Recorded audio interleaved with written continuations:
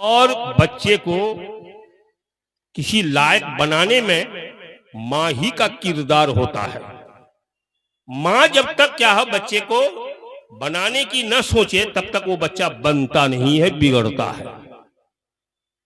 इसलिए मेरी माँ बहनों कान खोल के सुन, अगर आपको बात समझ में आई आप लोग भी सुनिए, इसलिए कि नहीं वो समझेगी तो आप समझाते, वो तो समझ सकेगी नहीं, इसलिए कि हमसे बड़का मुक़द्दिर वो बैठ करके है, इसलिए कि हम एक बात बोलते हैं वो तीन बात बोलती है, तो वो क्या समझेगी हमारी, वो नहीं समझेगी। आप समझ लीजिए, अब बोल दीजिएगा उनको कि देखो मौलवी साहब ने आज तकरीर के अंदर ये बात कहा था, माँ की बड़ी किरदार है।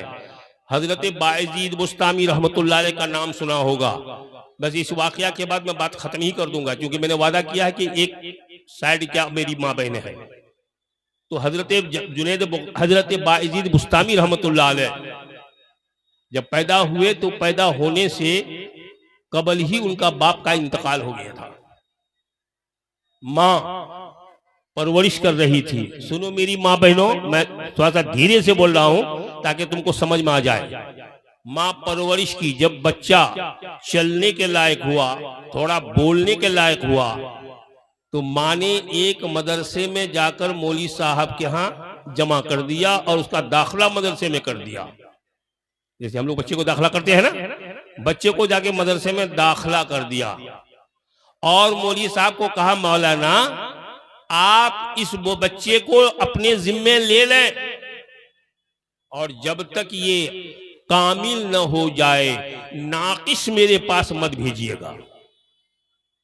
पूरा हो जाए, मुकम्मल हो जाए, इसके अंदर क्या है बुजुर्गी आ जाए, इल्म आ जाए, इसके अंदर क्या है सारी चीजों का ये माहिर बन जाए, तब हमको देना। और किसी चीज में नाकिस हो, कमजोर हो तो हमको आप वापस मत करना। और मैं आपसे पूछूंगी मेरा बेटा का क्या हाल है, कहां तक क्या मामला है। जिस दिन क्या आप कहिएगा लड़का कामिल हो गया, उस दिन मैं लड़का लेके जाऊंगी। मेरी माँ बहनों थोड़ा सा अंदाजा लगाओ, क्या वो भी औरत थी, क्या अल्लाह ने उनको क्या है दिल दिया था। छोटे बच्चे को उसने क्या दाखिला मौलवी साहब के जिम्मे कर दिया। अब टाइम ज्यादा नहीं है तो फिर मौलवी का भी वाकया सुना था।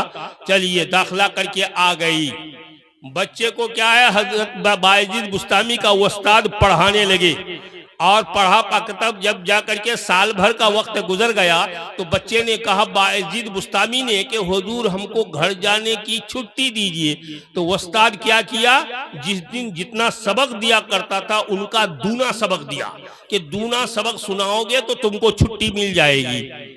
एक सफा की जगह रोजाना क्या सबक मिलता था, आज दिया उसको 2 सफा, ये 2 सफा सबक सुनाओगे तब तुमको हम छुट्टी देंगे। इत्तेफाक से बच्चा तो बड़ा तेज था, वो दोनों सफा को याद कर लिया सबक को और आकर के अपने उस्ताद को सुनाया। उस्ताद तो लाजवाब हो गया, वादा कर चुका है कि जब तुम क्या डबल सबक याद करोगे तब मैं तुमको छुट्टी दूंगा। अब उस्ताद को कहा हजरत हमको छुट्टी दीजिए, कहा कि हाँ जी तुम तो छुट्टी का अब हकदार हो। कहा ठीक है जाओ और जाकर के क्या है घर से आ जाओ, रात रह लेना, सुबह को आ जाना। ये बच्चा अपने क्या उस्ताद के पास से रवाना होता है, ये चला आया अपने माँ के घर।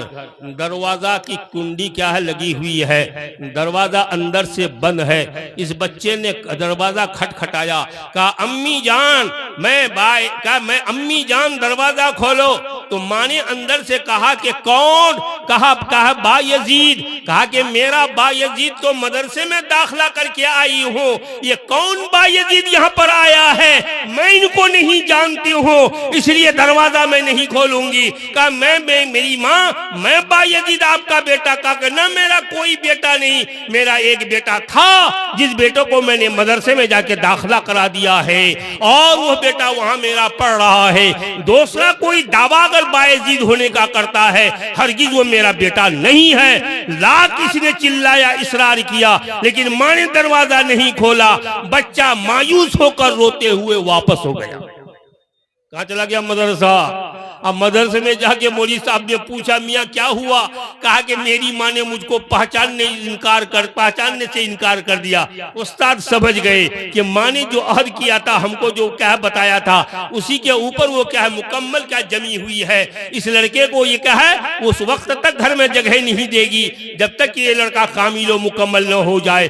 अल हासिल मेरे दोस्तों, हजरत बायजीद बुस्तामी पढ़ते पढ़ते जवान हो गए। अल्लाह ने वो उनको कुदरत अता फरमाया, वो बुजुर्गी अता फरमाया, वो शोहरत अता फरमाया, वो इल्म अता फरमाया। सारे उलमा पर मुमताज अब नजर आते थे। जहां किसी का कोई मसला हल नहीं होता, हजरत बायजीद से क्या पूछा जाता था, हजरत बायजीद बुस्तामी चुटकी से उनको हल कर दिया करते थे।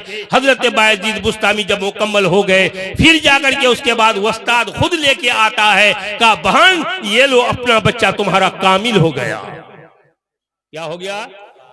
कामिल हो गया।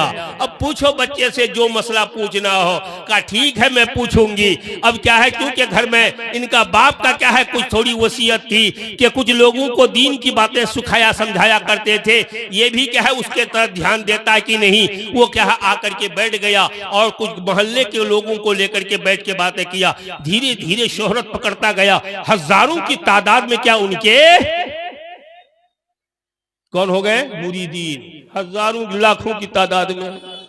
एक दिन का वाकया लास्ट बात बता रहा हूं, एक दिन का वाकया है। वो हजरत बायजीद बुस्तामी, मेरी माँ तुमने थोड़ी मेहनत जो की है अपने बच्चे पर, देखा आज कहां पर वो पहुंचा है, आसमान का सितारा बन गया। मेरे भाई आप भी इस पर ध्यान दो कि बच्चे पर थोड़ा मेहनत कर लो, आगे क्या सितारा बन जाएगा, बहुत बड़ा आलिम, बहुत बड़ा मुफ्ती, बहुत बड़ा कारी बनेगा। आपको ये क्या है जन्नत में ले जाने का जरिया बनेगा। ज्यादा तफसील तो नहीं करूंगा। हजरत बायजीद बुस्तामी अपने मुरीदों में बैठ करके क्या उनको दावत तो तबलीग कर रहे हैं, दीन सिखा रहे हैं, अल्लाह अल्लाह कर रहे हैं। एक मर्तबा दो चार मुरीद ने आके कहा हुजूर आप क्या है अल्लाह अल्लाह करते करते कुछ जुमले बोल जाते हैं, वो जुमला बड़ा खतरनाक हुआ करता है।